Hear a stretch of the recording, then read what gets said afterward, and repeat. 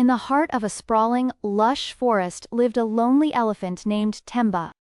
His large frame and gentle nature made him stand out among the forest creatures, but despite his size and strength, Temba felt a deep sadness in his heart. He yearned for companionship, for friends who would appreciate him for who he was. But day after day, Temba roamed the forest alone, watching from a distance as the other animals played, chattered, and enjoyed each other's company. One bright morning, Temba decided he could no longer bear the loneliness.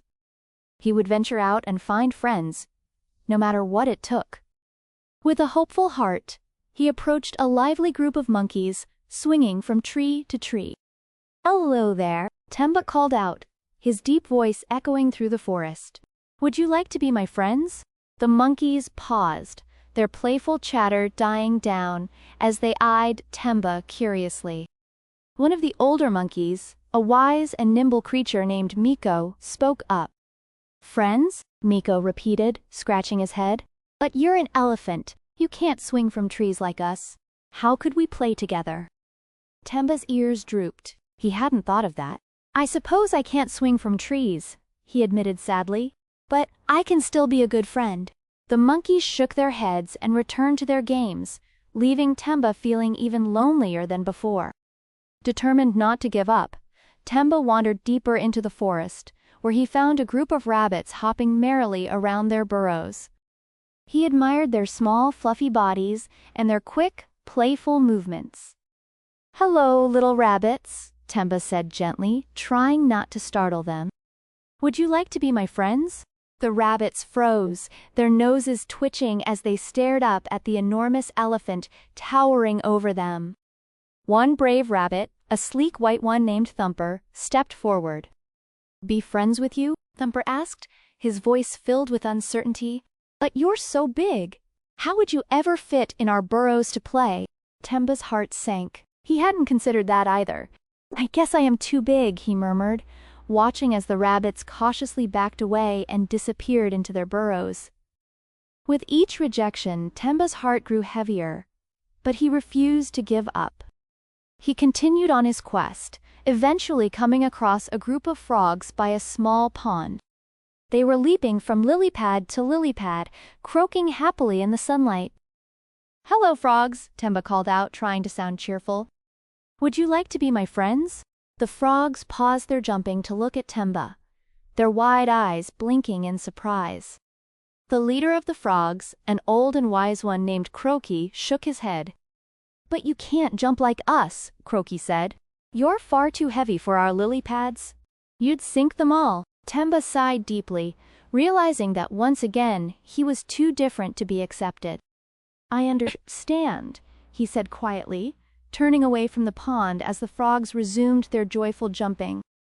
As Temba wandered alone through the forest, his mind raced with thoughts of why he couldn't seem to fit in anywhere. He was strong, gentle, and kind, but no one seemed to see beyond his size.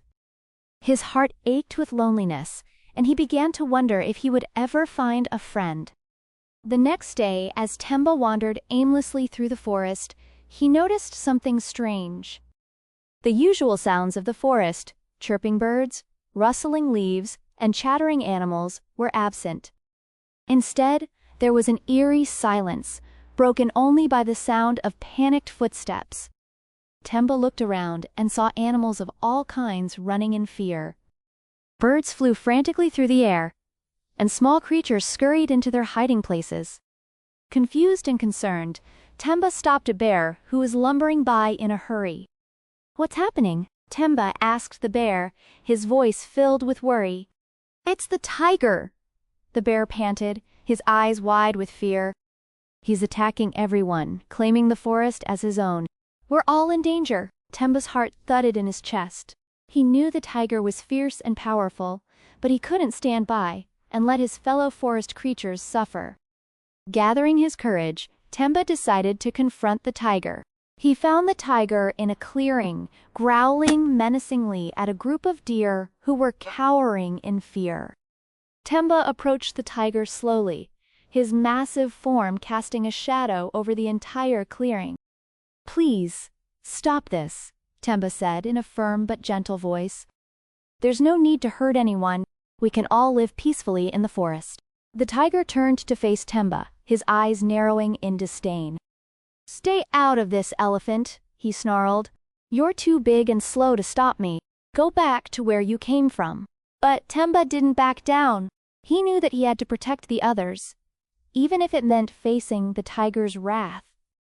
Summoning all his strength, Temba stepped forward, his massive feet thudding against the ground. The tiger growled and lunged at Temba, but with a swift, powerful kick, Temba sent the tiger sprawling across the clearing. The tiger, shocked and dazed, scrambled to his feet and fled into the forest, his tail between his legs. The clearing was silent for a moment, and then, one by one, the animals emerged from their hiding places. They gathered around Temba, their eyes filled with gratitude and admiration. You saved us, the bear said, his voice full of awe. We never knew you were so strong. The monkeys, rabbits, and frogs, all the animals who had once rejected Temba, looked at him with newfound respect. They realized that while Temba might not be able to swing from trees, fit into burrows, or jump on lily pads, he had a heart full of courage and a strength that had saved them all. From that day on, Temba was never lonely again. The animals of the forest welcomed him with open arms, and he became a beloved friend to all. They played together, shared stories, and protected each other, understanding that true friendship wasn't about being the same. It was about appreciating each other's differences. Temba had finally found the companionship he had longed for, and the forest was filled with laughter, joy, and the bonds of friendship that would last a lifetime.